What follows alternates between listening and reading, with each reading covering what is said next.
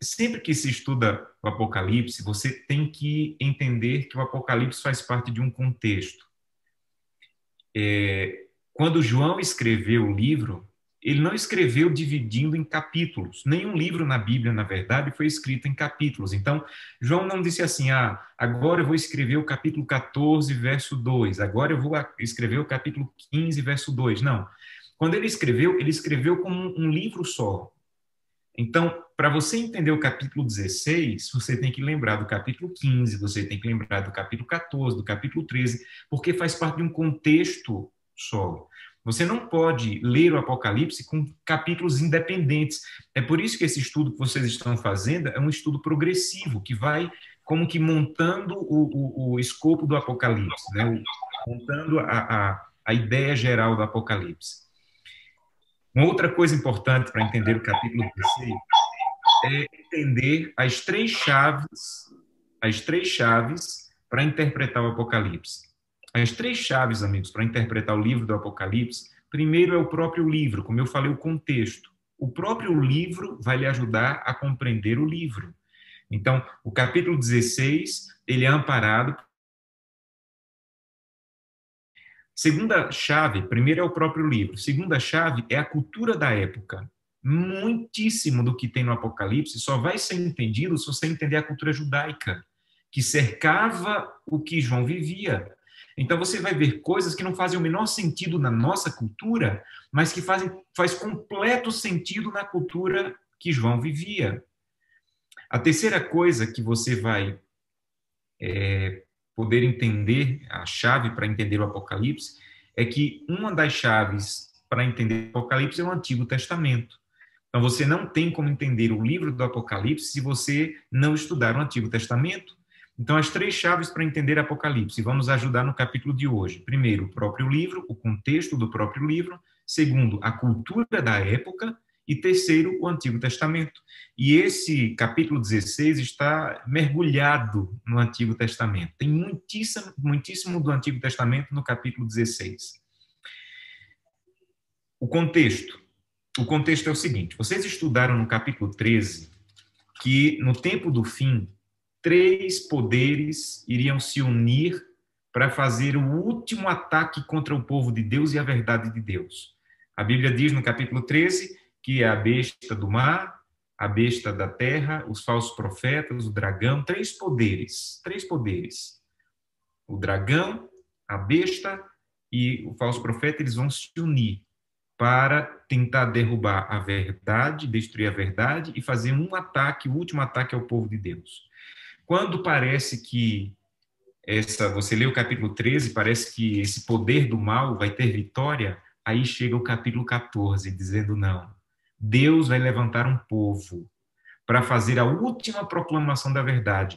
Quando parece que o inimigo vai ter vitória, destruir a verdade, o capítulo 14 entra dizendo que Deus vai levantar um povo para fazer a última proclamação da verdade. E esse povo, ele vai proclamar o que nós chamamos aqui das três mensagens angélicas. Apocalipse 14, versos 6 a 12. E para você descobrir quem é esse povo que Deus iria levantar para combater o poder do mal do capítulo 13, você tem que ler Apocalipse 14, 12, porque capítulo 14, verso 12, revela quem é esse povo que Deus iria levantar para combater os poderes do mal nos últimos dias. Apocalipse 14, 12, diz assim: aqui está a perseverança dos santos, os que guardam os mandamentos de Deus e a fé de Jesus. Então, o povo que Deus iria levantar tem essas características: guardar os mandamentos de Deus e ter a fé em Jesus. Então, você deve procurar, e foi a decisão que eu tomei. Eu tinha uns 15 anos de idade, e eu tomei a decisão de seguir uma igreja que tivesse características bíblicas, não simplesmente a igreja que os meus pais faziam parte. E esse versículo foi essencial para a minha decisão. Eu precisava, quando eu entendi o contexto de Apocalipse 13 e 14, eu percebi que nos últimos dias Deus iria levantar um povo que teria essas características: guardar os mandamentos e ter o testemunho e ter a fé de Jesus, a fé em Jesus. Então, Aí eu tomei a decisão que tomei de me tornar adventista, porque eu cheguei à conclusão que a igreja adventista cumpre esses requisitos do povo que Deus levantaria no fim dos tempos, nos últimos momentos da história da Terra. Mas é claro que o inimigo não iria ficar de braços cruzados e dizer assim, ok, tudo bem, vocês querem pregar, eu vou deixar vocês pregarem. E Apocalipse 14 diz que o inimigo iria se levantar para perseguir esse povo, para atacar esse povo, mas Deus estaria com eles. E aqui entra uma outra coisa sobre o contexto do livro. Vejam, até o capítulo 13, você pode entender que Apocalipse está falando da história desde o tempo da ascensão de Jesus até 1844. A partir do capítulo 14 até o capítulo 22, Apocalipse agora se concentra, a segunda parte do livro, do capítulo 14 até o 22, o livro do Apocalipse se concentra nos últimos momentos da história dessa terra. E como Deus iria querer livrar o seu povo para resgatá-lo. E aí, o capítulo 14, olha aí, capítulo 14, verso 10. Quando esse povo estiver proclamando, Apocalipse 14, verso 10 diz assim, que aqueles que rejeitarem a verdade proclamada por Deus, o último convite de graça por Deus, este beberá do vinho da cólera de Deus, preparado sem mistura, do cálice da sua ira, e será atormentado com fogo e enxofre diante dos santos anjos e na presença do Cordeiro. Então aqui diz, olha, você pode rejeitar. A consequência de rejeitar a graça de Deus é uma consequência inevitável. E aqui diz que será derramado sobre a terra o cálice da ira de Deus. Isso é uma coisa que precisamos entender para entender as pragas. Veja, existem duas palavras que fazem nos entender ira. A primeira é a palavra afeto e a segunda é a palavra efeito. A palavra afeto fala de uma resposta de sentimento. Então, a ira de Deus não é uma resposta de sentimento. Ah, você rejeitou Deus, Deus agora está zangado e agora ele vai derramar pragas por você, em cima de você. Então, não é a questão do afeto, do sentimento de Deus. Como nós, a nossa ira é por causa do nosso sentimento ferido. A ira de Deus não é por causa do sentimento, do afeto. A ira de Deus é por causa do efeito do pecado. Então, o efeito do pecado, inevitavelmente, leva à destruição e à ira de Deus. A ira de Deus. E nós precisamos entender que a ira de Deus não tem nada a ver com a ira humana. A ira humana, como eu disse, é baseada em sentimentos. A ira de Deus, ela é fundamentada em resultados do pecado, da consequência do pecado. E aqui, quando esse povo terminar de proclamar, os que guardam os mandamentos, terminarem de proclamar essa mensagem, Apocalipse 14, 15, quando terminar de proclamar a mensagem, um anjo vai sair do santuário gritando em grande voz, para aquele que se acha sentado sobre a nuvem, toma a tua foice e colhe, pois chegou a hora da colheita, porque a seara da terra já está pronta para a colheita. Então, antes de Jesus Cristo voltar, quando terminar a proclamação, o anjo vai dizer assim, Jesus, já chegou a hora. Todos que poderiam ouvir, já ouviram. Todos que poderiam decidir, já decidiram. Esse vai ser o último convite de arrependimento, meus amigos.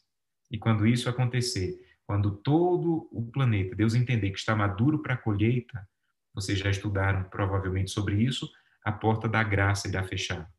A porta da graça irá fechar. Esse momento é o que é descrito aí no capítulo 15, verso 8. Quando terminar a proclamação da verdade, que todos tiverem tido a chance e a oportunidade de ouvir e decidir, capítulo 15, verso 8 vai acontecer. O santuário, que é descrito como o santuário do céu, vai se encher de fumaça procedente da glória de Deus e do seu poder, e ninguém poderia mais penetrar no santuário, enquanto não se cumprissem os 7 flagelos dos 7 anjos. Então, essa é a ordem. Quando terminar a proclamação da verdade e todos tiverem decidido por Deus ou rejeitando Deus, o anjo vai dizer, Jesus, acabou, a terra já está pronta para a colheita. O que tinha que ser colhido já foi colhido. Nesse momento, acontece o que está no capítulo 15, verso 8, que ninguém mais vai poder entrar no santuário. O santuário aqui é o lugar onde nós vamos pela fé para pedir perdão a Deus, para nos arrepender. Então, pela fé, nós chegamos ao Santo dos Santos. Imagino que vocês já estudaram isso também. Mas nesse momento, quando a porta da graça fechar, aqui diz que é como se ninguém mais pudesse entrar no santuário. Não há mais possibilidade de salvação. Não há mais possibilidade de salvação, não é porque Deus não queira mais salvar, mas porque Deus percebeu que aqueles que queriam a salvação a aceitaram e os outros não irão mais aceitar. Então, quando o santuário se encher de fumaça e ninguém mais puder ter acesso ao santuário, ninguém mais será salvo, porque é no santuário que a nossa salvação, que foi comprada e garantida na cruz do Calvário, ela se efetiva em todo o ritual do santuário celestial. Então, capítulo 15, verso 8 diz que o santuário irá fechar. A fumaça irá fechar. Ninguém mais vai poder se arrepender, ninguém mais vai poder mudar a sua decisão, porque a porta da graça fechou. É por isso que é tão importante que a decisão seja hoje. Eu não posso decidir seguir a Jesus Cristo e andar em seus caminhos amanhã, porque eu não sei quando isso vai acontecer. Eu não sei quando o evangelho vai terminar de ser proclamado. Eu não sei. Por isso que a minha decisão precisa ser hoje. Ninguém mais, nesse momento, poderá entrar no santuário. E aí, nesse momento, quando a porta da graça fechar, cairão o que a Bíblia chama de as 7 pragas. Capítulo 16, verso 1. Ouvi, vinda do santuário, uma grande voz dizendo aos 7 anjos: Ide e derramai pela terra as 7 taças da cólera de Deus. Então, nesse momento, amigos, nesse momento, quando a porta da graça fechar, irá cair sobre a terra o que a Bíblia chama de 7 pragas. Quando você fala de 7 pragas, quando a Bíblia fala de 7 pragas, a Bíblia está fazendo você olhar para o Antigo Testamento, para Êxodo. Quando Deus quis salvar o povo do Egito e levá-los para Canaã, o faraó disse: eu não vou libertá-los. Você lembra? Êxodo capítulo 5, o faraó disse: eu não conheço o seu Deus e não vou deixar o povo sair do Egito. A história do Êxodo, amigos, é uma miniatura do grande conflito do tempo do fim. Quando Jesus Cristo estiver para libertar o seu povo, para levá-los para Canaã, o inimigo vai dizer: não, eles não vão, não vou deixá-los. E vai unir poderes dessa terra para tentar o povo de Deus, para tentar perseguir e matar o povo de Deus. Assim como aconteceu no Êxodo. Quando Moisés disse: o povo tem que sair do Egito, o lugar deles no Egito, o lugar deles é em Canaã. O faraó disse: não, de maneira nenhuma. E o faraó começou a perseguir o povo de Deus, você lembra? Começou a obrigá-los a fazer a mesma quantidade de tijolos sem palha. Na verdade, depois ele aumentou a quantidade de tijolos. Então, quando o faraó quis atacar o povo de Deus, aí Deus apareceu através das pragas para dizer: você não tem direito de tocar no meu povo. Eles não são do Egito, eles são de Canaã.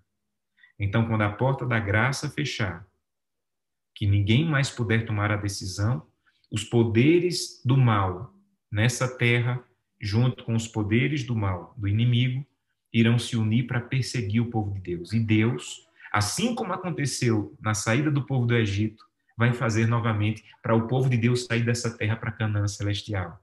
Então, as 7 pragas é uma repetição da libertação de Deus do povo, do seu povo para ir para Canaã, e também é uma maneira de Deus dizer que é mais poderoso, infinitamente mais poderoso que o inimigo. Então, as pragas, elas biblicamente, elas não são universais, elas vão acontecer em lugares, elas, se fossem universais, elas iriam exterminar todo o planeta, mas elas vão acontecer em lugares determinados por Deus. Apocalipse 16, 11. Olha o que diz.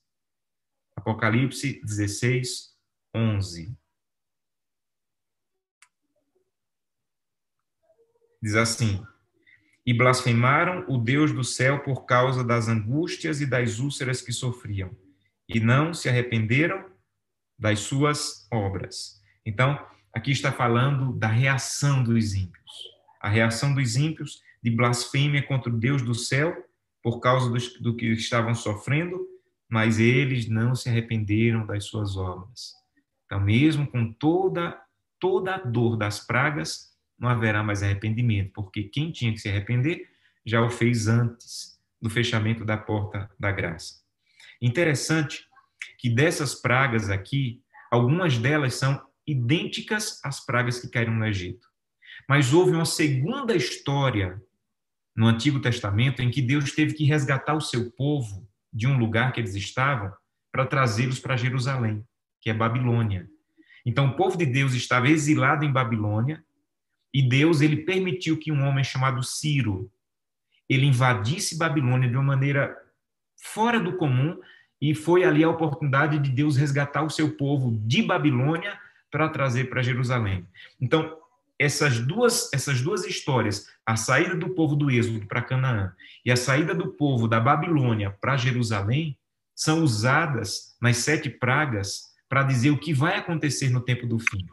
Por exemplo, Apocalipse 16, verso 1 e 2. Aqui fala da primeira praga, que são úlceras malignas, feridas sobre os homens. Essa praga caiu também no Egito. Segunda praga e terceira praga, capítulo 16, verso 3, o mar se tornar em sangue. Capítulo 16, verso 4, os rios se tornarem sangue. Então, a segunda e terceira praga também são similares ao que aconteceu no Egito. Exatamente isso aconteceu no Egito. A quarta praga, capítulo 16, verso 8. O sol, ele queimará os homens como fogo. Então, o efeito mais forte do sol queimando os homens. Capítulo 16, verso 10. A quinta praga. Esse será específico sobre o trono da besta. E esse reino vai se tornar em trevas e as pessoas vão sentir dores, mas será específico sobre o trono da besta, que eu imagino que vocês já estudaram o que é o trono da besta. Capítulo 16, verso 12, a sexta praga. Esse será sobre, aqui fala sobre o grande rio Eufrates, cujas águas se secaram. Foi exatamente isso que aconteceu para o povo de Deus poder sair da Babilônia. Ninguém conseguia invadir a Babilônia. Essa história está registrada lá em Daniel, capítulo 9. Ninguém conseguia entrar em Babilônia, nenhum exército conseguia atacar a Babilônia. Até que o Ciro, o exército de Ciro, desviou o curso do rio Eufrates e eles conseguiram entrar por baixo dos muros e eles conseguiram derrotar a Babilônia. E aqui fala exatamente sobre isso, Daniel capítulo 5, não capítulo 9. Daniel capítulo 5, quando diz que o rio Eufrates foi desviado e que o povo de Ciro conseguiu destruir e entrar na Babilônia e conquistar a Babilônia. Aqui fala sobre isso. E a sétima praga está a partir do capítulo 16. Agora, algumas coisas sobre as... Não são catástrofes naturais. As pragas não são catástrofes naturais. As pragas são intervenções sobrenaturais para mostrar o poder e o livramento de Deus para o seu povo. Segundo, as pragas, elas não são universais. Elas vão acontecer em alguns lugares do planeta onde Deus determinar. Se fossem universais, a humanidade seria destruída. Terceiro, e a coisa mais linda que você precisa entender, as pragas, elas não vão durar um longo período, elas vão ser do fechamento da porta da graça até próximo do retorno de Cristo. Então, não vai ser um longo período, o período das pragas. E quarto, que também é uma das coisas mais lindas, os servos de Deus, os que se mantiverem fiéis, não sofrerão nada das pragas. Exatamente como aconteceu no Egito. Enquanto a água do povo do Egito era transformada em sangue, a água do povo de Israel estava boa. Enquanto os primogênitos do Egito morriam, os primogênitos dos israelitas viviam. Enquanto a terra do Egito ficava escuro, a terra que o povo de Deus morava permanecia com o sol.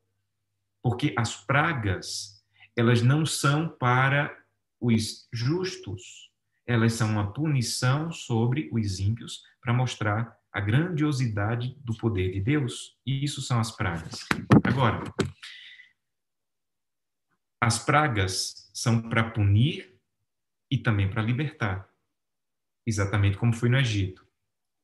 Do jeito que Deus derramou pragas para tirar o povo do Egito, do jeito que Deus interviu em Babilônia para livrar o povo da Babilônia, Deus também vai intervir para tirar o povo dessa terra, o seu povo dessa terra. Capítulo 16, verso 17. Olha o que diz.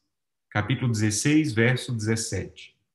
Então, derramou o sétimo anjo a sua taça pelo ar, e saiu grande voz do santuário, do lado do trono, dizendo: feito está. Quando cair a sétima praga, Deus vai dizer: terminou. Vosso conflito está acabado. E logo em seguida, quando você continua lendo, Jesus volta. Mas tem uma coisa extraordinária sobre as pragas. Extraordinária. Vamos lá. Capítulo 16 fala das pragas, correto? As pragas que vão cair um pouco antes de Jesus voltar para essa terra, depois do fechamento da porta da graça. Mas olha para o capítulo 15, verso 2. Capítulo 15, verso 2. Vi como um mar de vidro mesclado de fogo, e os vencedores da besta, da sua imagem e do número do seu nome, se achavam em pé no mar de vidro, tendo harpas de Deus, e cantavam o cântico de Moisés, servo de Deus, e o cântico do Cordeiro, dizendo: grandes e admiráveis são as tuas obras, Senhor Deus Todo-Poderoso. Justos e verdadeiros são os teus caminhos, ó Rei das nações. Quem não temerá e não glorificará o teu nome, ó Senhor? Pois só tu és santo. Por isso todas as nações virão e adorarão diante de ti, porque os teus atos de justiça se fizeram manifestos. Vamos lá, vamos montar o quebra-cabeça. Quando a proclamação da verdade terminar, a porta da graça vai se fechar, as pragas vão cair e Jesus vai voltar. Essa é a ordem. Proclamação da verdade, fechamento da porta da graça, vem as 7 pragas e Jesus volta. A grande questão é que as pragas estão no capítulo 16. E o capítulo 15, João já fala dos salvos no céu. Como assim? Não era para isso aqui estar depois do capítulo 16?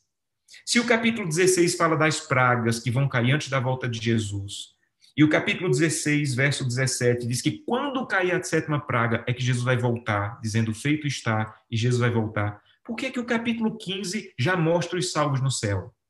Aqui tem uma coisa linda da literatura apocalíptica. Isso aqui se chama futuro profético. Ou passado profético. Isso aqui se chama passado profético. Sabe o que é passado profético? É Deus antecipar ao profeta uma coisa que só vai acontecer mais à frente. Então, antes de falar das pragas, antes de falar do que vai acontecer antes de Jesus voltar, Jesus disse assim: João, já escreve aí. Os salvos estarão na nova terra. Os salvos vão chegar na Canaã celestial. Antes de você falar das pragas que vão cair sobre a terra, João. Antes de você falar, porque pode ser que quando eles leiam sobre as pragas, eles fiquem assustados, João. Pode ser que quando eles leiam sobre as pragas, eles fiquem aflitos. Então, João faz o seguinte: antes de falar das pragas, eu já quero dar garantia de que os salvos vão chegar na Canaã celestial. Antes de chegar nas pragas, João, eu quero dar a garantia de que o povo de Israel cantou quando derrotou o exército de Faraó. Você está vendo que coisa extraordinária? Os justos, os que aceitarem Jesus Cristo, não temem as pragas.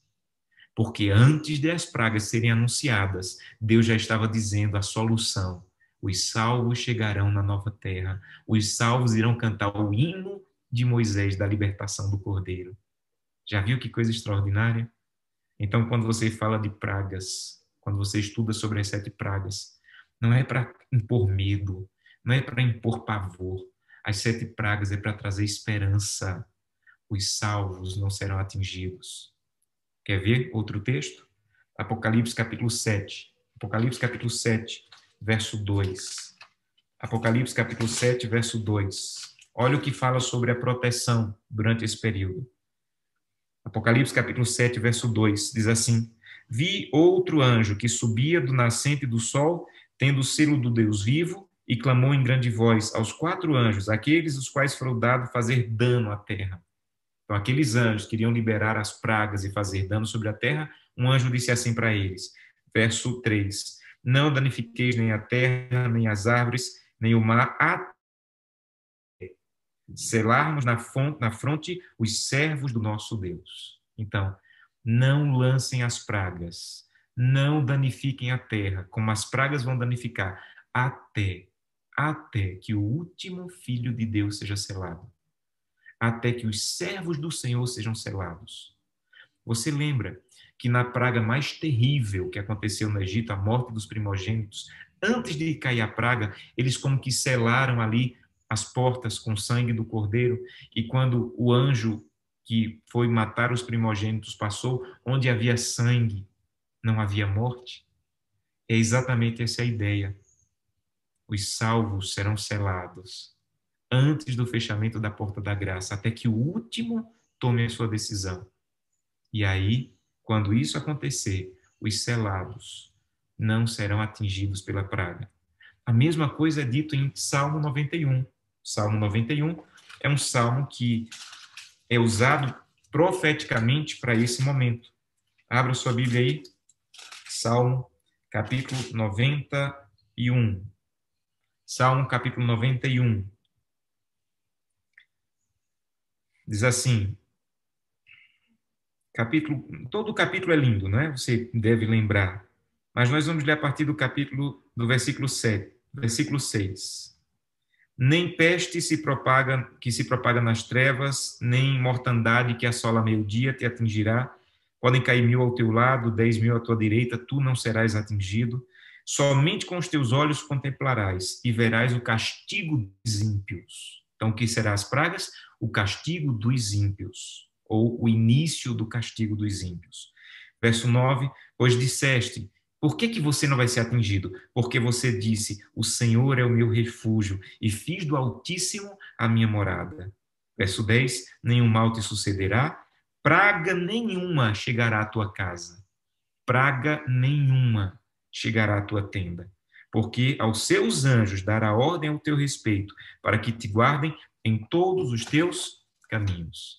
Então Deus vai mandar os anjos. E os anjos que derramaram as pragas sobre a terra serão ordenados a não permitir que nenhum dos salvos seja atingido. Nenhum dos salvos seja atingido. Vamos voltar para Apocalipse? Apocalipse capítulo 15. Apocalipse capítulo 15 ainda. Apocalipse capítulo 15. Aqui fala que quando João viu essas pragas, capítulo 15, verso 1. Vi no céu outro sinal, grande e admirável, 7 anjos, tendo os 7 últimos flagelos, pois com estes os consumou a cólera de Deus. Então, João viu os anjos prestes a derramar as pragas. Aí Deus diz assim, para um pouquinho, João. Antes de ver as pragas, antes de saber quais são as pragas, antes de saber como elas são terríveis, eu quero mostrar para vocês os salvos, os que estarão no trono com Jesus Cristo. Sabe? O meu sonho é que quando isso aconteça, eu e minha família estejamos selados, porque entregamos a vida ao Cordeiro.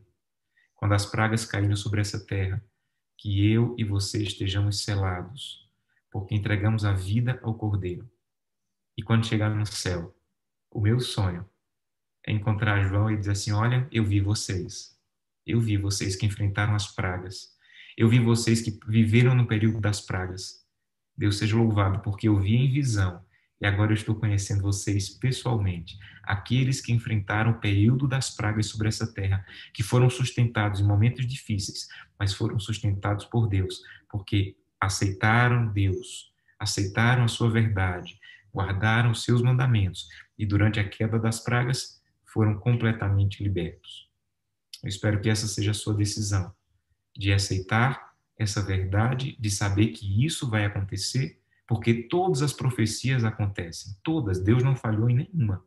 Revisando, a pregação do evangelho vai terminar, a porta da graça vai se fechar, as 7 pragas irão cair, e ao final da 7ª praga, Jesus Cristo vai dizer: feito está.